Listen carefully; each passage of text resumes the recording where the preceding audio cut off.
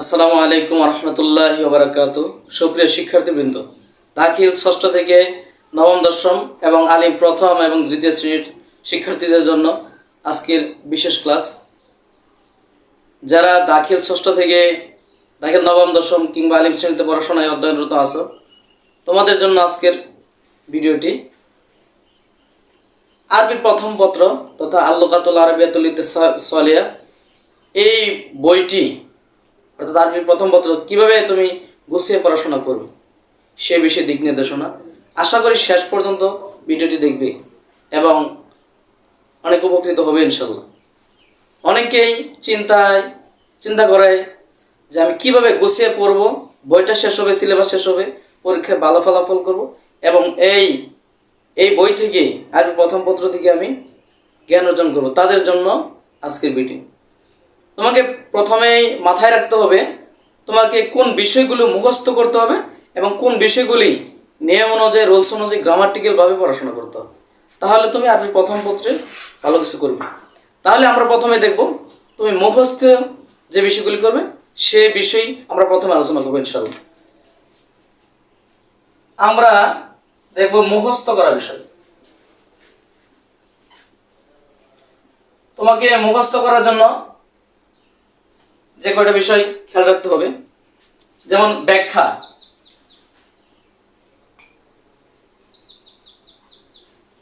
আরবি প্রথম পত্রে যে ব্যাখ্যাগুলি আছে তুমি সে ব্যাখ্যাগুলি আগে মুখস্থ করবে, অর্থাৎ ব্যাখ্যা হচ্ছে মুখস্থ করার বিষয়।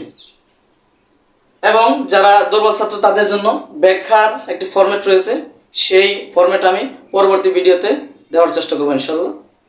2 নম্বর হচ্ছে হেওয়ার তথা কথোপকথন বা সংলাপ, এটাও মুখস্থ করার বিষয়।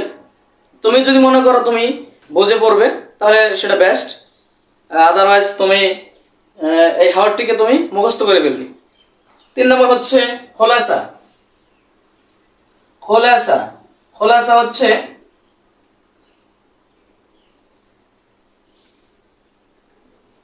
সারমর্ম। তুমি এই সারমর্ম মুখস্থ করে ফেলবে, সারমর্ম যে বিষয়গুলি দরকার সুন্দর করে তুমি ঠুসস্থ করে ফেলবে। 4 নম্বর হচ্ছে কবির জীবনী। কবিতায় কবির যে জীবনীগুলো রয়েছে, কবির যে জীবনী রয়েছে সম্পূর্ণ মুখস্থ করতে হবে, কবির জীবনী।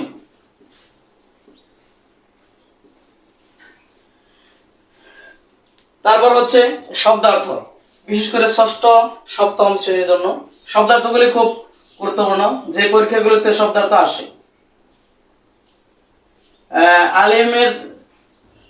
আলিম শ্রেণী এবং দাখিল দশমের জন্য শব্দার্থ প্রযোজ্য নয়, শব্দার্থ আসে না। তাহলে এই বিষয়গুলি খুব সুন্দরভাবে মুখস্থ করে ফেলতে হবে। 1 নম্বর হচ্ছে ব্যাখ্যা, হেওয়ার, খোলাসা, সারমর্ম এবং কবির জীবনী আর শব্দার্থ, এগুলি সুন্দরভাবে মুখস্থ করতে হবে। তারপরে আমরা আসি বুঝতে হবে কোন বিষয়, যেগুলো নিয়ম অনুযায়ী তোমাকে জানতে হবে, বুঝতে হবে। কিছু বিষয় আছে যেগুলো মুখস্থ করলে তোমার টিকবে না, কিংবা পরীক্ষায় ভালো কিছু করতে পারবে না, কিংবা পরীক্ষায় তুমি লিখতে পারলেও লাইফে কিছু করা যাবে না, অর্থাৎ গ্রামাটিক্যাল নিয়ম অনুযায়ী শিখতে হবে। একদম হচ্ছে সমার্থক শব্দ কিংবা বিপরীত শব্দ, এগুলি মুখস্থ করার চেয়ে কিছু নিয়ম জানতে হবে। যেমন সমার্থক শব্দের যদি বেসিক তথা মূল শব্দটা যদি একবচন হয় তাহলে সমার্থক কিংবা বিপরীত শব্দ তোমার কি হবে? একবচন হবে। যদি দ্বিবচন হয় দ্বিবচন হবে, বহুবচন হলে বহুবচন হবে। যদি মুযাক্কার হয় মুযাক্কার হবে, মুয়ান্নাস হলে মুয়ান্নাস হবে। বেসিক শব্দের মূল শব্দের যদি শুরুতে আলিফ লাম থাকে, সমার্থক কিংবা বিপরীত শব্দের শুরুতেও আলিফ লাম হবে। সুপ্রিয় শিক্ষার্থীবৃন্দ, 2 নাম্বার তোমাকে খেয়াল করতে হবে, বুঝতে হবে তোমার যে বিষয়টা, ফেলে মুদারে থেকে ফেলে মাজি এগুলা চেঞ্জ করতে হবে। অর্থাৎ ফেল পরিবর্তন, তোমাকে ফেলে মাজি দেওয়া থাকলে ফেলে মুদারেতে পরিবর্তন করতে হবে, কিংবা ফেলে মুদারে দেওয়া থাকলে ফেলে মাজিতে পরিবর্তন করতে হবে। 3 নাম্বার 3 নম্বর হচ্ছে বচন পরিবর্তন। বচন পরিবর্তন অর্থাৎ এক বচন দেওয়া থাকলে বহুবচন উল্লেখ করতে হবে, কিংবা বহুবচন দেওয়া থাকলে এক বচন উল্লেখ করতে হবে, কিংবা অনেক সময় দেওয়া থাকে বচন পরিবর্তন করে তাকওয়িনুল জুমলা বা কাওয়িনুল জুমলা অর্থাৎ বাক্য তৈরি করতে হবে। এই বিষয়টা জানতে হবে। 4 নম্বর হচ্ছে বাক্য গঠন। এই বিষয়টা অনেক গুরুত্বপূর্ণ। বাক্য গঠনের পূর্বের ক্লাসে আমি বাক্য গঠন সম্পর্কে একটি ভিডিও দিয়েছি। পরবর্তীতে ইনশাআল্লাহ সম্পূর্ণ বাক্য গঠন করার নিয়মগুলি আমি সুন্দরভাবে দেওয়ার চেষ্টা করব ইনশাআল্লাহ। 4 নম্বর যে বিষয়টা জানতে হবে বাক্য গঠন। 5 নম্বর তাহকিক। তাহকিক আরবির ক্ষেত্রে অনেক গুরুত্বপূর্ণ বিষয়, যেটা আরবির প্রথম পত্র থাকে, আরবি দ্বিতীয় পত্রের কোরআন হাদিস কিংবা আয়াত ফিকাতেও কাজে লাগে। তাহলে তোমাকে তাহকিকটা জানতে হবে, তাহকিকের নিয়মগুলি রুলসগুলি সুন্দর করে জানতে হবে। আর সে বিষয়ে আমার পার্ট বাই পার্ট ধারাবাহিকভাবে আলোচনা দেওয়া থাকবে, সেগুলো দেখে নিলে তুমি তাহকিকগুলি সুন্দরভাবে পারবে ইনশাআল্লাহ। 6 নম্বর আসে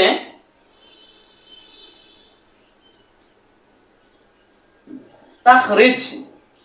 তাখরিজ এটা আরবি দ্বিতীয় পত্র তথা কাওয়াইদ অংশ থাকে, আরবি প্রথম অংশ থাকে, বিশেষ করে দাখিল এবং আলিম শ্রেণীর শিক্ষার্থীদের জন্য। তাখরিজ মানে বেরকরণ। অনেক সময় দেওয়া থাকে এই নস থেকে, এই ইবারত থেকে ফেল, ইসম ফেল, হরফ, ইসমে মাসদার, ইসমে মুশতাক এগুলা বের করতে হবে। 7 নাম্বার যে বিষয়টা গুরুত্বপূর্ণ সেটা থাকে তাশকিল। তাশকিল হচ্ছে আরবি দ্বিতীয় পত্র তথা কাওয়াইদ অংশের একটি গুরুত্বপূর্ণ বিষয়। ইভেন আরবি প্রথম পত্রে অনেক সময় দেওয়া থাকে শাকিলুল ইবারাত, অর্থাৎ নিচের ইবারতটির তাশকিল করো, অর্থাৎ এটার হরকত প্রদান করো, এই বিষয়গুলো দেওয়া থাকে। সুপ্রিয় শিক্ষার্থীবৃন্দ, এই কয়েকটা বিষয় জানা থাকলে আমি বিশ্বাস করি, আমি মনে করি প্রত্যেকটা শিক্ষার্থী দাখিল 6ষ্ঠ থেকে নবম দশম কিংবা আলিম শ্রেণীর আরবি প্রথম পত্রে তার একটা স্ট্রং প্রিপারেশন তৈরি হবে ইনশাআল্লাহ। তাহলে আমাকে মনে রাখতে হবে মুখস্থ করার যে কয়েকটা বিষয় আছে ব্যাখ্যা, হেওয়ার, খোলাসা, কবির জীবনী, শব্দার্থ। 2 নম্বর হচ্ছে বুঝতে হবে যে বিষয়গুলি, গ্রামারটিকে মনে রাখতে হবে, যে একটু বুঝে বুঝে পড়তে হবে সমার্থক শব্দ বিপরীত শব্দ। এই ক্ষেত্রে আমার অন্য ভিডিওতে ক্লাস দেওয়া থাকবে ইনশাআল্লাহ। সমার্থক শব্দ বিপরীত শব্দের ক্ষেত্রে যে পরামর্শটি দিব এটা একটু খেয়াল করে রাখতে হবে। 1 নম্বর হচ্ছে শব্দার্থ খেয়াল রাখতে হবে। শব্দের যদি এক বচন দেওয়া থাকে এক বচন হবে, দ্বিবচন দেওয়া থাকলে দ্বিবচন হবে, বহুবচন থাকলে বহুবচন হবে, কিংবা লিঙ্গান্তরের ক্ষেত্রেও অনেক বেশি গুরুত্ব রাখবে।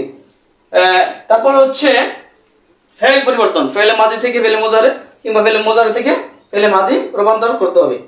3 নম্বর হচ্ছে বচন পরিবর্তন, ইস্তাবদিলুল আদাদ তথা আদত পরিবর্তন, অর্থাৎ ওয়াহিদ থাকলে জমা উল্লেখ করতে হবে, জমা থেকে ওয়াহিদ উল্লেখ করতে হবে। এমনকি প্রশ্ন উল্লেখ করতে পারে যে বচন পরিবর্তন করে বাক্য গঠন করো, বাক্য গঠন জানতে হবে। 5 নম্বর হচ্ছে তাহকিক, শব্দ বিশ্লেষণ।